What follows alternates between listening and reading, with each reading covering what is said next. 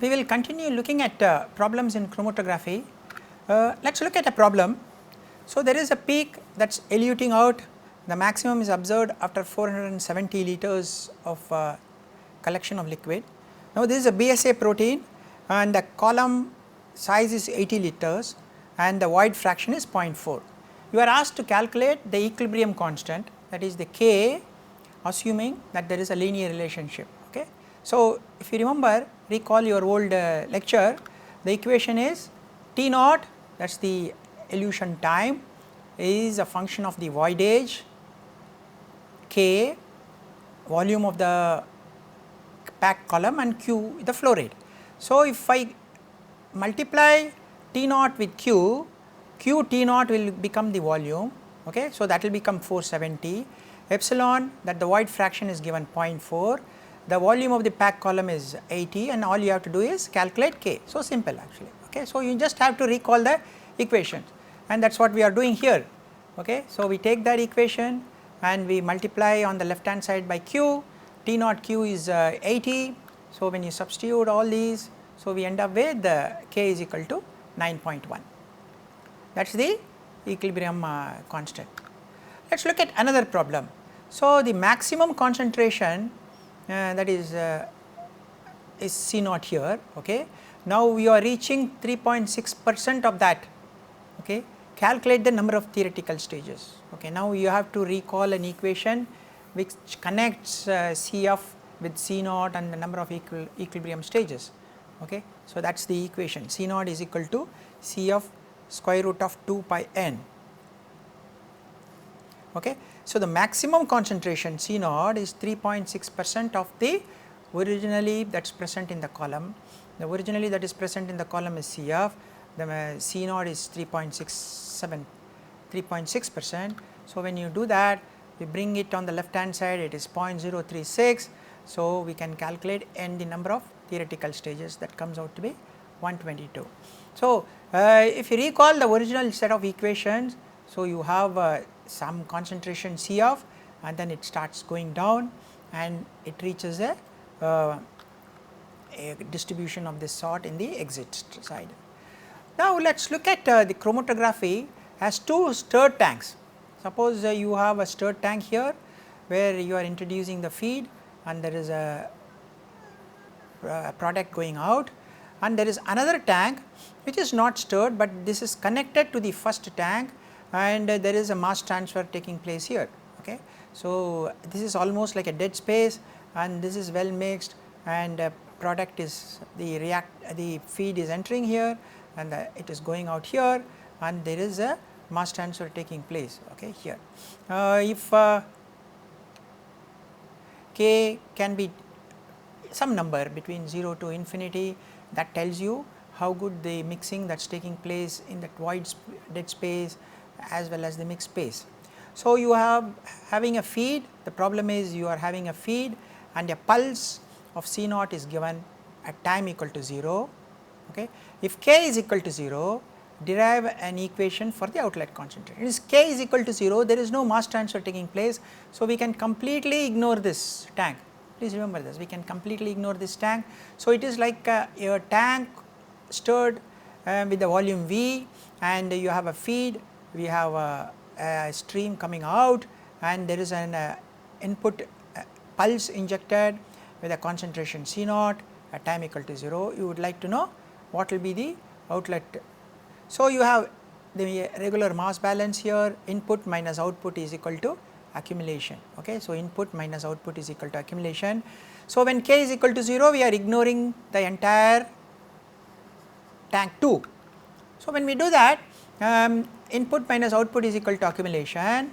So, we can say input is 0, output is Q multiplied by C, that is the concentration of the solute coming out in the stream, that is equal to V dC by dt, that is the accumulation inside the vessel. V is the volume of the vessel, dC by dt is the change in concentration as a function of time.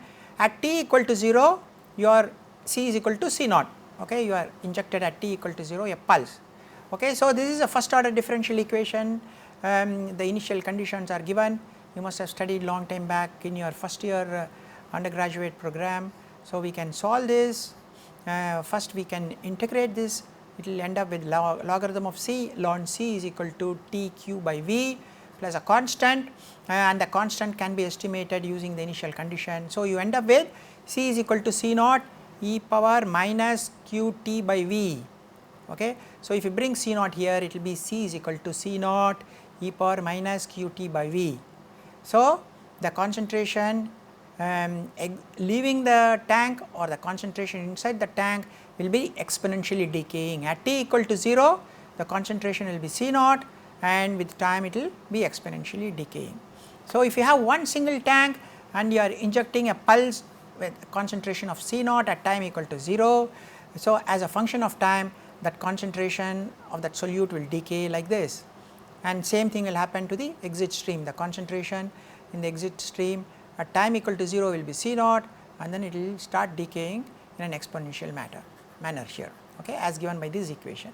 Now, V by Q, that is volume by flow rate, is called the residence time tau. Okay. So, we can have the equation as C is equal to C naught exponent minus T by tau. Tau is the residence time. Okay. This is a first order relationship for a stirred tank. Now, we can have another situation, okay, where K is infinity. That means there is complete mixing here, okay, complete mixing. K is infinity, that means whatever, there is no resistance at all offered for mass transfer. So, in that case we can assume the whole system as one single tank with volume V plus V dash. Do you understand? So, if K is equal to infinity, there is absolutely no resistance for the movement of the solute. Okay. So, this can be considered as a single big tank with volume V plus V dash. So, we do the same thing, but in this case the volume will become V plus V dash, whereas in the previous case the volume was V. Okay. So, we do the same thing. So, you will end up with the equation like C by C naught equal to e power minus q t by V plus V dash. So, the residence time here will be V plus V dash by Q. So, in the previous case the residence time was V by Q, whereas when K is equal to infinity, the residence time will be V plus V dash by Q. That means the residence time has increased. Do you understand? So, how will it decay? It will decay much slower because your residence time has increased, whereas in the previous case when K equal to 0, residence time is shorter. So, the decaying is faster. When the residence time has increased, when K is equal to infinity, it will decay slower. Okay. So, for all other values of K, lying between 0 to infinity, the way it will fall when you give a pulse will be between these two limiting curves. Okay. So, this curve relates to K equal to 0, that means the second tank is completely not used, we do not have to use in the calculation. When K is equal to infinity, there is absolutely no mass transfer resistance. So, it is like one single tank. So, the residence time has increased, okay, and these are the two limits. For any value of K, you will have a curve lying between these two. Okay. Okay, let us again look at the chromatography. So, imagine a 100 liter packed column, okay. The void fraction is 0.3, the equilibrium constant K is given by 13. Now, you are asked to calculate what will be the V, that is how much of the liquid I need to collect, and so that the peak reaches its maximum, that is equivalent to your residence time, okay, because T naught is your residence time and T naught Q is equal to V. So, you need to use the same equation. You remember this equation? So, T naught is the residence time, Q is the flow rate. So, T naught Q will be the V, epsilon is given as 0.3, K is given as 13, volume of the column is given as 100. So, simple. Okay. So, you need to calculate T naught Q, very simple. So, when you do that you get 940 liters. Okay. So, you need to collect 940 liters of the liquid for it to reach the peak, and if I know the flow rate, I can calculate T naught, that is the residence time. Okay. Simple. So, you need to use this equation to calculate the total volume of the elevate at which the peak occurs.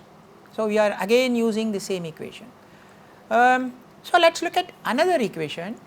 Okay. Now, you have a peak here at 190 minutes and the concentration is 0.0152, that is C naught is 0.0152, T naught is 190 minutes. Now, at the 170th minute you have concentration of 0.0063. Okay. Okay. So, concentration along this will be less than 0.0152, right. Now, the question is what is the yield at 200th minute. So, here what is the yield, that means how much of this material I have collected at 200 minutes. So, the equation which you need to use is slightly different. So, you are now looking at the original equation which describes this type of Gaussian distribution, C is equal to C naught exponent T by T naught minus 1 divided by 2 sigma square. Okay. So, all I need to calculate is the sigma, because I know the T naught is 190 minutes, I know the C naught which is 0.0152, at T equal to 170 I know the concentration 0.0063. So, I can calculate the sigma. Once I calculate the sigma, I can calculate the yield. If you remember error function, so using that error function equation I can calculate the yield. Okay. Let us go step by step. First let us calculate sigma. Okay. Same equation. So, I know C and I know T naught which is 190 minutes and I know C naught which is 1.0152, I know concentration C which is 0.0063 at 174th minute. So, from there I can calculate sigma. Okay. That is the first step, I calculate sigma, because I know T naught, I know C naught, I know at some time T what is the concentration C. So, I use this equation to calculate my sigma. Now, the next step is to calculate the yield. Okay. Now, I need to go to this equation. If you remember this, so if I collect sample from the beginning right up to 200th minute, what will be the yield? The equation is half multiplied by 1 plus error function T by T naught minus 1 by divided by square root of 2 sigma. Now, I know T, okay, T it is 200 minutes. So, I am collecting the output from the chromatographic column up to 200 minute and T naught is 190 minute, sigma is known. So, I need to calculate the yield. Only hang up is error function and I once showed you the table. Using the table I can calculate the yield. Okay.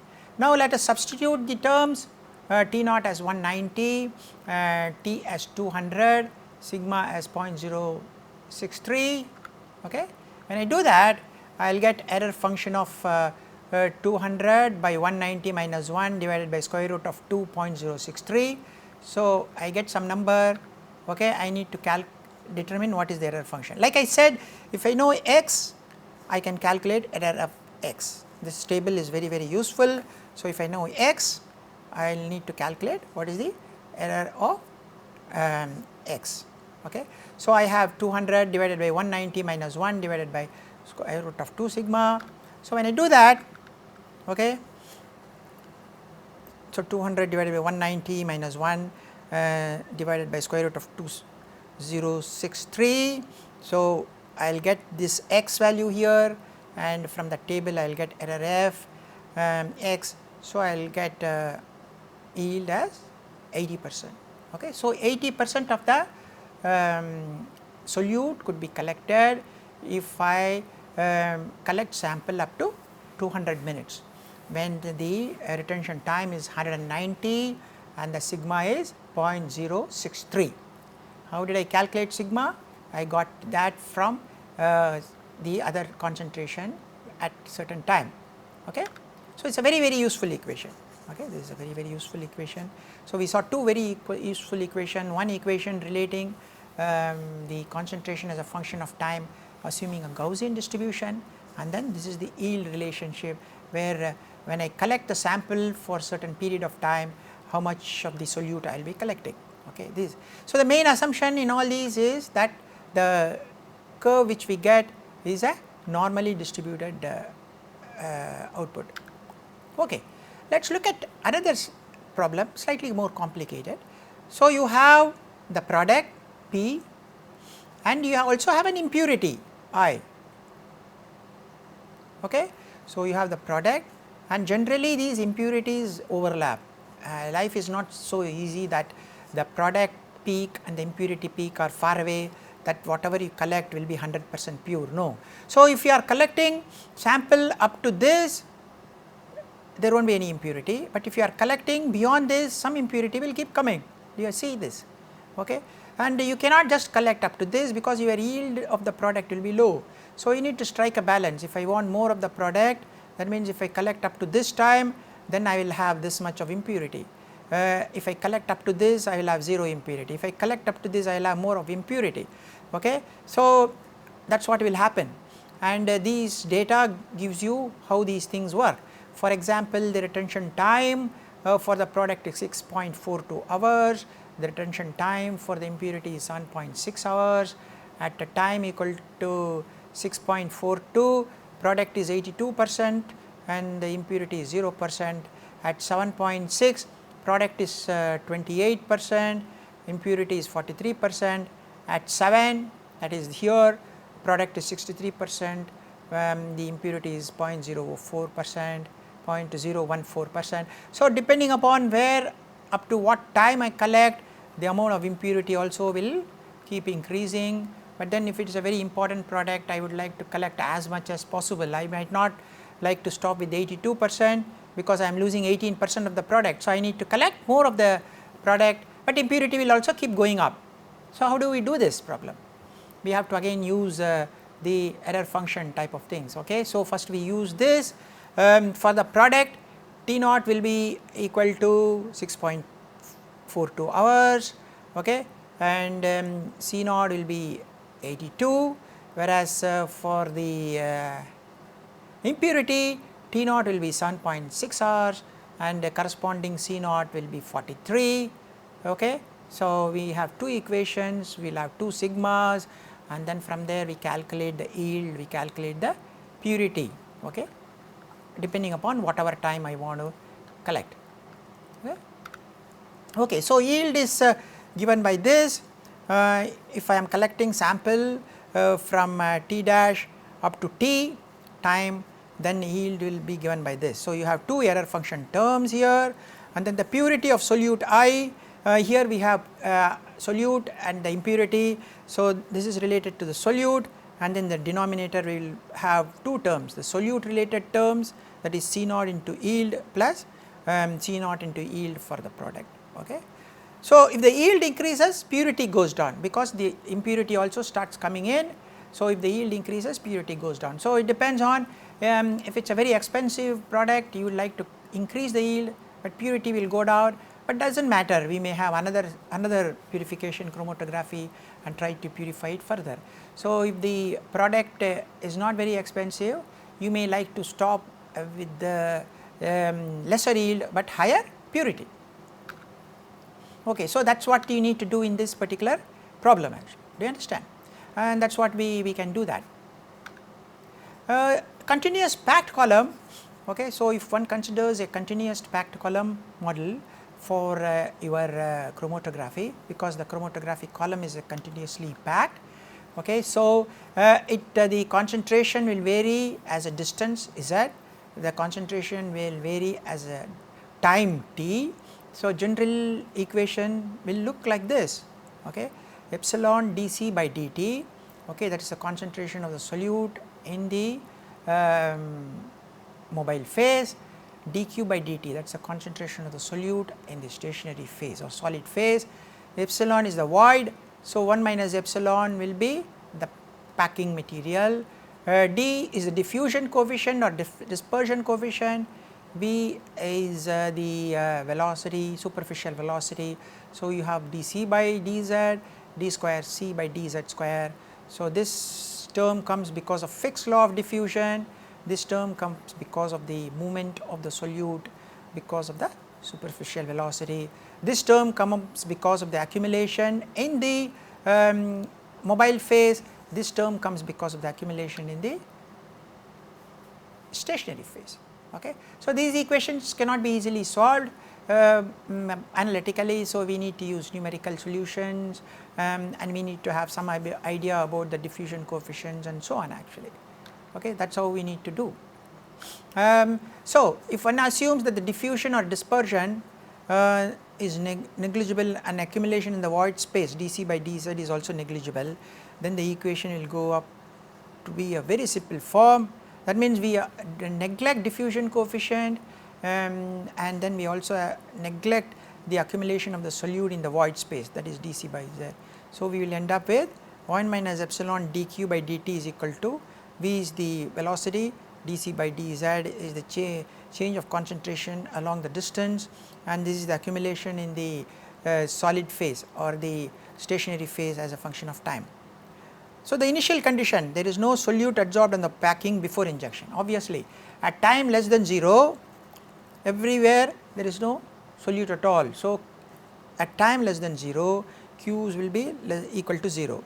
At time equal to 0 you are injecting a sample, the solute is just entering the bed, okay, at time equal to 0, and that is what you are doing actually. For solving this equation one needs a relationship between Q and C, okay. So, between Q and C, so you can have a linear adsorption, you can have non-linear, you can have a Freundlich and Langmuir and so on actually. Then you also have to have controlling factors, okay, if there is a mass transfer from the bulk of the solution to the surface of the particle, because the solute has to move from the bulk of the solution come to the surface of the stationary phase and get adsorbed. Then there could be a diffusion inside the pores of the adsorbent. If the pores are very porous, then there could be diffusion. Okay. Then if there is a reaction, then of course you will also have a reaction, but in chromatography we are not talking about reaction. So, we can completely ignore this. So, two things can happen. One is the mass transfer of the solute from the bulk solution to the surface of the particle, and then diffusion inside the pores, that is called the pore diffusion, okay, especially for example in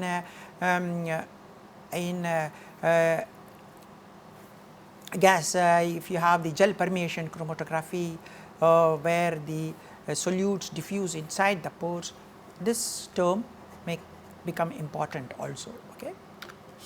Okay, so if the mass transfer of the solute from the bulk to the surface of the particle is controlling, that means concentration in the bulk could be C, but concentration on the surface could be C star, then C star and Q will be in equilibrium, not C and Q, C star. So, you need to remember C star and Q will be in equilibrium, not C and Q. Okay, then your equation could be 1 minus epsilon dq by dt, that is concentration of the solute on the stationary phase as a function of time. This will be equal to KLA. KL is the mass transfer coefficient, A is the packing area per volume, C minus C star, this is the driving force. So, you see that C star is the concentration in the solution which could be in equilibrium with the Q. So, the relationship between Q and C star could be linear or non-linear, but not between Q and C. So, between C and C star will be based on the mass transfer. So, this is the equation, and we can substitute for C star in terms of Q if you know what type of adsorption taking place. Okay. So, if it is like if you remember linear, Q could be equal to K C star. So, we can replace C star with okay, Q by K. Okay. So, if you replace, you can have changes in the standard deviation. If you look at, if you remember the equation for C in terms of C naught and T naught, you also have a sigma coming in, and the standard deviation I said is sigma into T naught. So, the sigma could be dependent on so many of these terms like your mass transfer coefficient, the area per volume and so on actually. So, the standard deviation will be affected depending upon the type of mechanism. For example, sigma square could be the velocity KLA, that is the overall mass transfer coefficient and length of the column. Okay. Area per volume, okay, is given by A is equal to F dash divided by D into 1 minus epsilon. F dash is 6 for a spherical particle and it is equal to 4 for long cylinders actually, and d is the diameter of the spherical particle. Okay. So, A is generally of this equation, if you assume spherical, then this will become 6, for long cylindrical this could become 4. So, decreasing particle size increases mass transfer coefficient, okay, because A comes in the denominator. Increasing velocity and particle size, okay, increases sigma and hence increases the width of the pulse. So, if I increase velocity and if I increase particle size, sigma becomes larger, okay. If I increase velocity and if I increase and particle size, it increases sigma and hence increases the width of the pulse. Increases column length, decreases the width, okay. So, if I have a longer column, I may be having a smaller standard deviation. If I am decreasing particle size, I am increasing mass transfer coefficient. Increasing velocity increases sigma, increasing particle size increases sigma, because my mass transfer coefficient decreases there. So, the standard deviation changes because of dispersion of flow in the column due to polydispersed packing material. So, although I say the particle size is say d, but then you will never have a very uniform particle size. The particle size may be having a small distribution. So, because of that polydispersed nature, the standard deviation could be also changing actually. So, standard deviation is never a constant, but it could be a small distribution depending upon the polydispersed nature of the packing material. So, changes in standard deviation depends on the type of mechanism. Is it pore diffusion, is it bulk mass transfer like I showed you, and it depends on the number of stages also. Generally the number of stages or number of plates, it is an ideal, but it is never ideal, because the distribution of the solute coming out of the column never follows a normal or a Gaussian or a bell shaped distribution. So, all these reasons affect your standard deviation. So, all these reasons affect your calculations. So, you have to, but these equations are very important, because they help you to get some feel about the purity, yield, the number of stages. We can use it for comparing two different columns.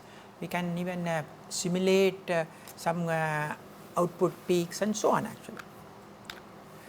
So, changes in standard deviation, like I said, these are very useful equations to have actually. Okay. So, we have an equation, for example, standard deviation as you know is T naught sigma, and that is equal to 12 minutes, and the retention time is 93 minutes. So, what will be the time if I want to have a 90% yield? So, we can do that calculation, okay, not difficult to do. Okay. Yield, you remember this equation I showed you a few minutes back, half into error function T by T naught minus 1 divided by square root of 2 sigma. So, I know T naught, okay, 93 minutes, I know T naught sigma 12 minutes. So, I can calculate sigma. So, I can substitute all these. So, I am running up to some time, so that my yield is 90%. So, I need to know what should be my time, simple, okay, very simple. I can substitute and then I can use error function to do the calculation, and yield if I am collecting. So, this equation boils down, if I am collecting from 0 time to this. So, if I am collecting from T dash to T, this is the equation, but if I am collecting from 0 time, okay, the equation will boil down to this. So, from 0 time what should be my T to get a 90% yield.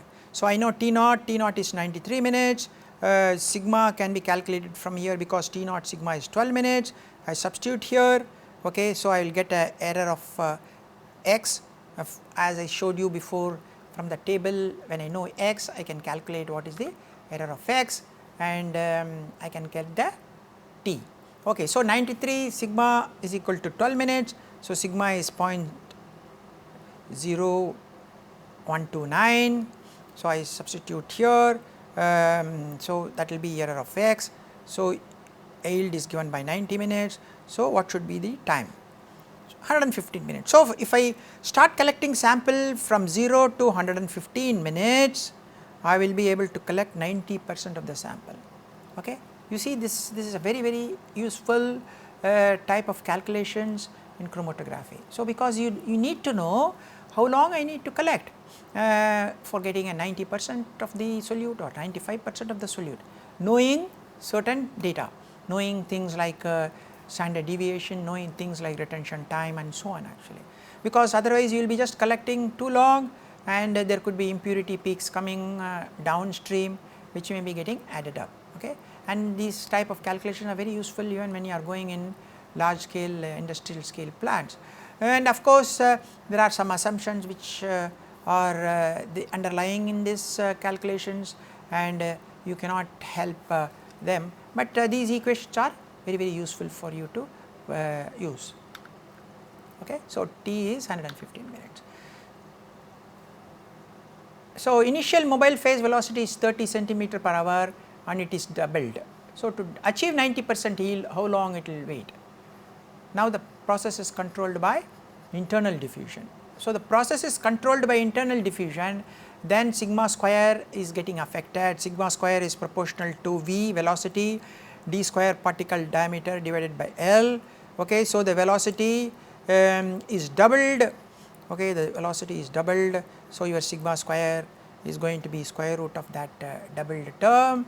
So, obviously, the sigma is getting bigger. Okay. So, obviously, your dispersion is bigger. So, velocity is doubled, then T naught is reduced by half, that is T naught is equal to 93 by 246.5. Okay. Then the sigma square is equal to V d square by L. So, velocity is doubled. Okay. Your velocity and sigma are related by this relationship.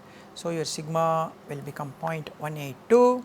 Okay. So, your standard deviation, okay. So, sigma will become here, your T naught has reduced. So, I need to use this equation to calculate the T, which comes out to be 61.8 minutes. So, to get the same 90% yield, when I doubled my velocity, okay, when I doubled my velocity, my retention time decreased by half, my sigma changed in this fashion, that is square root. So, I will get a new sigma. So, I will get a new T naught, it became 46.5. So, when I substitute and then I calculate, now it has become 61.8 minutes. Okay. So, to get a initial mobile phase is 30 centimeter per hour, and when I doubled it to achieve the 90% yield, my T naught reduced from 93 minutes to 46.5 minutes. My sigma changed quite a lot, became 0.182 minutes, and then I need to wait 61.8 minutes to collect 90% of my solute actually. Now, the process is controlled by external mass transfer. Okay. Previous case it was a pore diffusion. Then the equation for sigma square is like this. Okay. Please note the equation changes between the previous and this one. Here there is a change in the diameter raised to the power 3 by 2. Okay. So, the velocity diameter of the particle. So, sigma will become square root of V raised to the power 1 by 4, whereas if it is pore diffusion it is V raised to the power half. So, your sigma has changed to 0.153, whereas in the previous case it was like 0.18. Okay. So, T becomes 59.4 minutes. So, you see that if it is a internal pore diffusion, you have different sigma, but your retention time is same of course when you double the velocity, but the sigma has changed.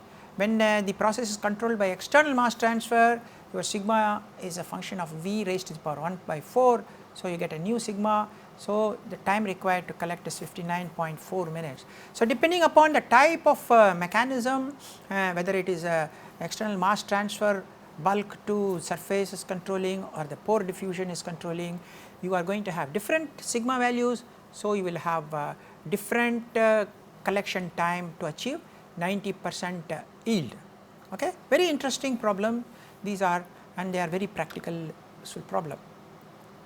So, if the process is a set of ideal equilibrium stages, okay, sigma square will be unchanged, okay, because sigma square will be function of only the length of the column. If you remember, number of stages will be directly proportional to the length of the column. So, T naught is reduced by half, but sigma square will be unchanged. So, when we do that, then T becomes 57.5 minutes. Okay. So, we looked at 3 different situations.